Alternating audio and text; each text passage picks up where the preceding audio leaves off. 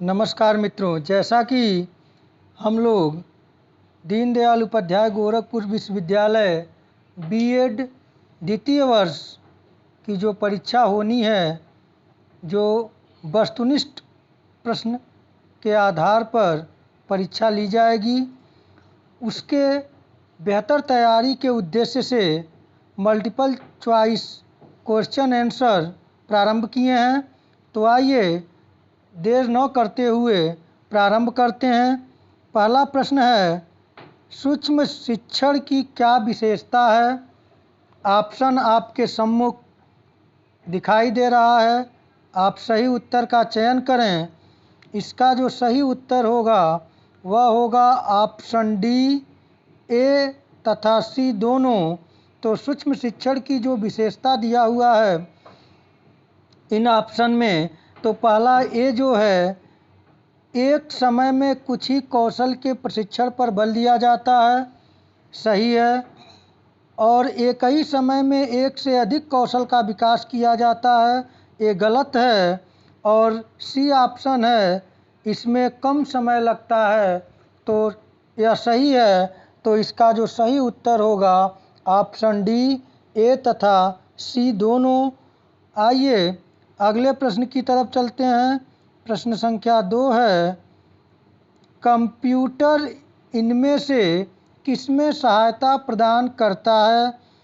सही उत्तर का आप चारों ऑप्शन से चयन करें। इसका जो सही उत्तर है वह होगा ऑप्शन डी, उपरोक्त सभी।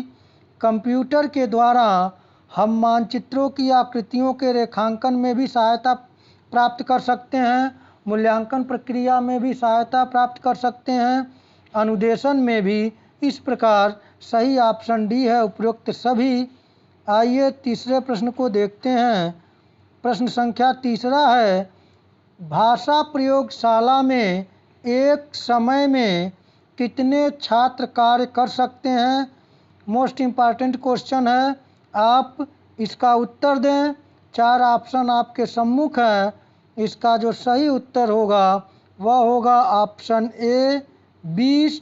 यानी कि भाषा प्रयोगशाला में एक समय में 20 छात्र कार्य कर सकते हैं। आइए प्रश्न संख्या 4 को देखें। प्रश्न संख्या 4 है, भारत में सैटेलाइट प्रशिक्षण टेलीविज़न परीक्षण कब किया गया? सही उत्तर का आप चयन करें। सही उत्तर 4 ऑप्शन आपके सम्मुख हैं। इसका सही उत्तर जो होगा वह है ऑप्शन सी। इसका सही उत्तर होगा option C. Option C 1975 Bharat में सैटेलाइट प्रशिक्षण टेलीविज़न परीक्षण 1975 में किया गया था। आइए प्रश्न संख्या 5 को देखें, जो आपके स्क्रीन पे है। प्रश्न संख्या 5 कि भारत में दूरदर्शन कार्यक्रम का प्रारंभ कब किया गया? सही उत्तर का आप चयन करें। इसका सही उत्तर 4 ऑप्शन आपके सम्मुख हैं। इसका जो सही उत्तर होगा वह है ऑप्शन डी, 1985 ईस्वी में शिक्षा में दूरदर्शन कार्यक्रम का प्रारंभ किया गया। प्रश्न संख्या 6 देखें। प्रश्न संख्या 6 है, भारतीय राष्ट्रीय सैटेलाइट इनसैट की स्थापना कब की गई? तो इसके 4 ऑप्शन आपके सम्मुख हैं। आप सही उत्तर का चयन करें। इसका जो सही उत्तर है वह है ऑप्शन बी, 1983 ईस्वी में भारतीय राष्ट्रीय सैटेलाइट इनसैट की स्थापना 1983 ईस्वी में की गई। आइए अगले प्रश्न को देखें। प्रश्न संख्या 7 है, सीडी रोम किसके द्वारा पढ़ी जा सकती है? सही उत्तर का आप चयन करें। 4 ऑप्शन आपके सम्मुख हैं। इसका जो सही उत्तर होगा वह होगा ऑप्शन सी, कंप्यूटर। जैसा कि आप जानते हैं, सीडी रोम जो है वह कंप्यूटर द्वारा पढ़ी जा सकती है। आइए अगले प्रश्न पर विचार करें। प्रश्न संख्या 8 है, ओवरहेड प्रोजेक्टर क्या है? श्रव्य उपागम है, दृश्य उपागम है, श्रव्य दृश्य उपागम है, उपयुक्त में से कोई नहीं। सही उत्तर का आप चयन करें। सही उत्तर होगा ऑप्शन बी, दृश्य उपागम। ओवरहेड प्रोजेक्टर क्या है? तो यह दृश्य उपागम है। आइए प्रश्न संख्या 9 को देखते हैं।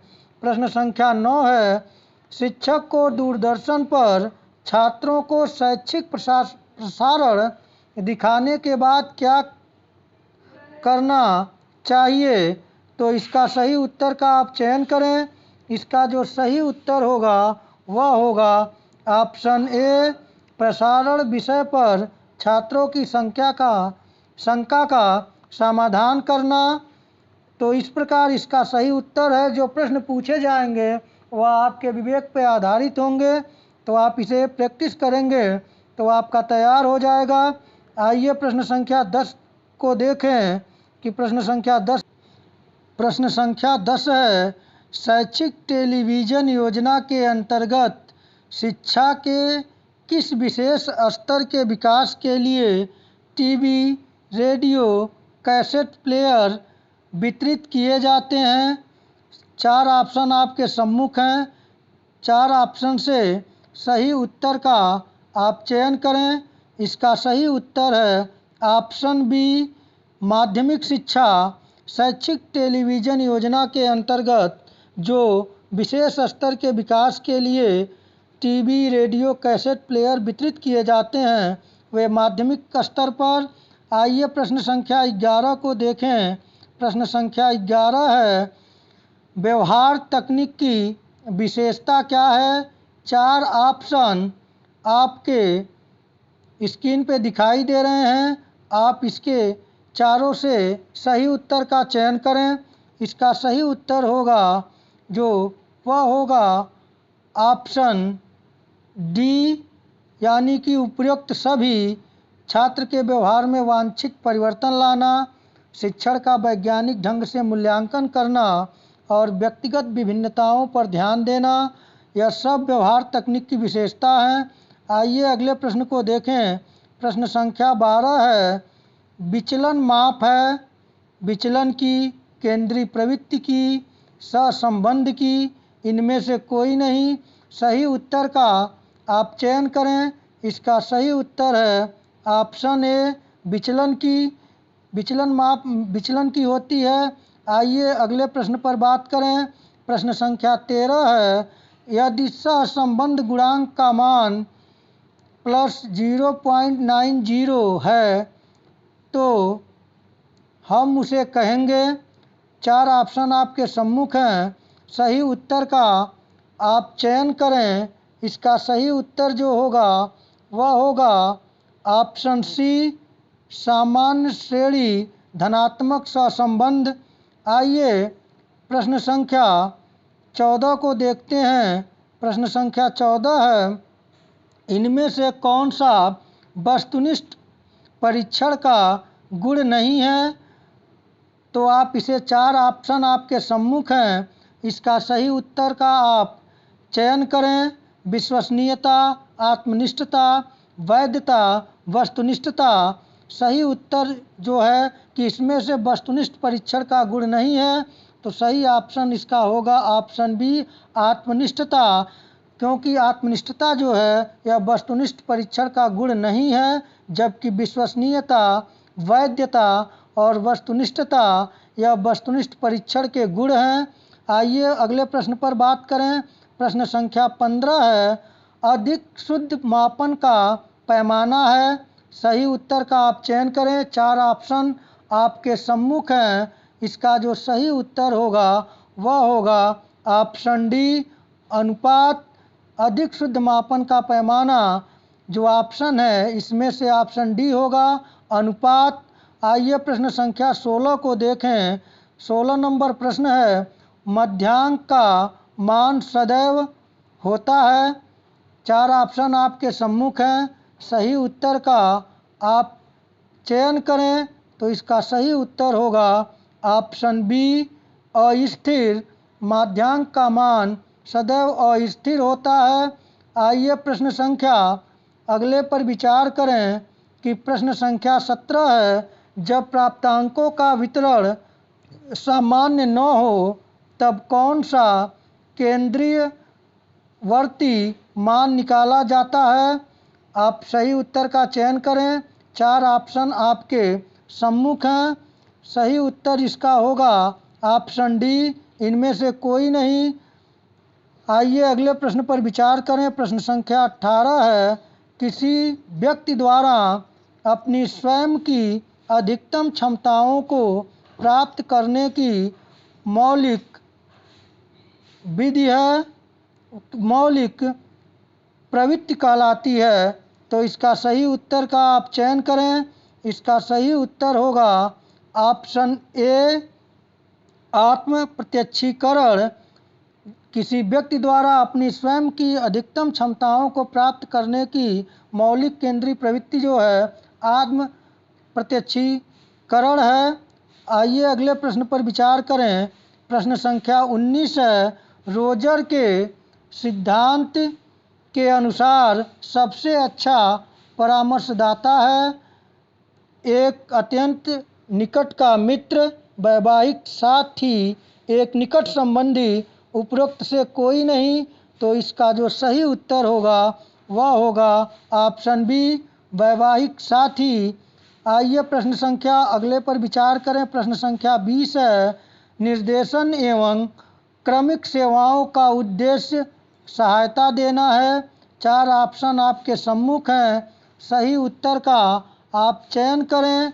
इसका सही उत्तर है ऑप्शन डी, सभी शिष्यों को निर्देशन एवं कार्मिक सेवाओं का उद्देश्य जो है सभी शिष्यों को सहायता देना है।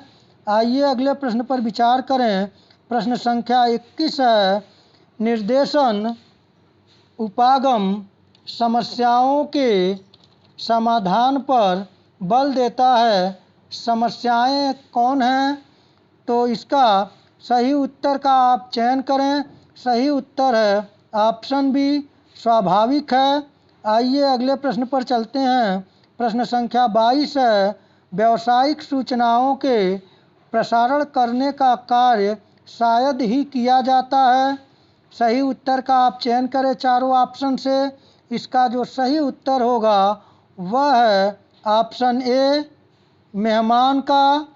आइए अगले प्रश्न को देखते हैं। प्रश्न संख्या जो 23 है, श्रमिक बल कहलाता है। 4 ऑप्शन आपके सम्मुख हैं।